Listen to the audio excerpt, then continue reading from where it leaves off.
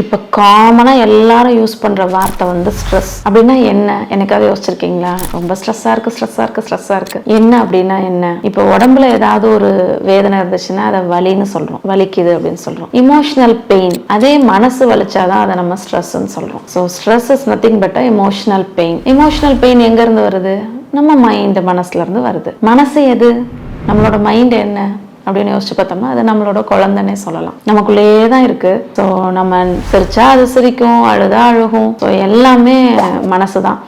மனசை வச்சுதான் நம்ம உடம்பு, மனசை வச்சுதான் நம்ம மூளை. ஸோ நமக்கு ஒரு எண்ணம் வருது, எண்ணங்களோட கோர்வை மனசு. அந்த மனசு தான் நம்மளோட குழந்தை. அதுல ஒரு வலி, வேதனை, இமோஷனல் பெயின் வர்றதுதான் ஸ்ட்ரெஸ். ஸோ இந்த ஸ்ட்ரெஸ்ஸுக்கு யாரு காரணம்னு நினைக்கிறீங்க? இந்த ஸ்ட்ரெஸ்ல இருந்து நீங்க வெளியில வரணும் அப்படின்னா நான் ஒரு 3 விஷயம் உங்களுக்கு சொல்லித்தரேன். அதை நீங்க பண்ணாலே உங்ககிட்ட ஸ்ட்ரெஸ்ஸே வராம நம்மளால விரட்ட முடியும். இந்த ஸ்ட்ரெஸ்ஸுக்கு காரணம் நம்ம நினைக்கிறோம். என் ரிலேஷன்ஷிப்ல அவங்க என்கிட்ட இப்படி நடந்துக்கல, அவங்க சொன்னாங்க அந்த வார்த்தையை காப்பாத்தல, பண கஷ்டம், நிறைய விஷயங்களை நம்ம வந்து என்னோட ஸ்ட்ரெஸ்ஸுக்கு காரணம்னு சொல்றோம். என்னோட டீம் மெம்பர்ஸ் இப்படிலாம் வேலை பார்த்தா நான் ரொம்ப ஹாப்பியா இருப்பேன், என் மாமியார் இப்படி நடந்துக்கிட்டா நல்லா இருக்கும், என் ஹஸ்பண்ட் இப்படி நடந்துக்கிட்டா நல்லா இருக்கும், அவங்க அப்படி பண்றனால தான் நான் ரொம்ப எரிச்சல் ஆகிறேன், கடுப்பாகிறேன், ஸ்ட்ரெஸ் ஆகிறேன். இதெல்லாம் எல்லாருமே யூஸ் பண்ற வார்த்தை தான். ஆனா உண்மை அதுவா அப்படின்னீங்கன்னா கண்டிப்பா இல்லை. நம்மளோட ஸ்ட்ரெஸ்ஸுக்கு நம்ம மட்டும்தான் காரணம்.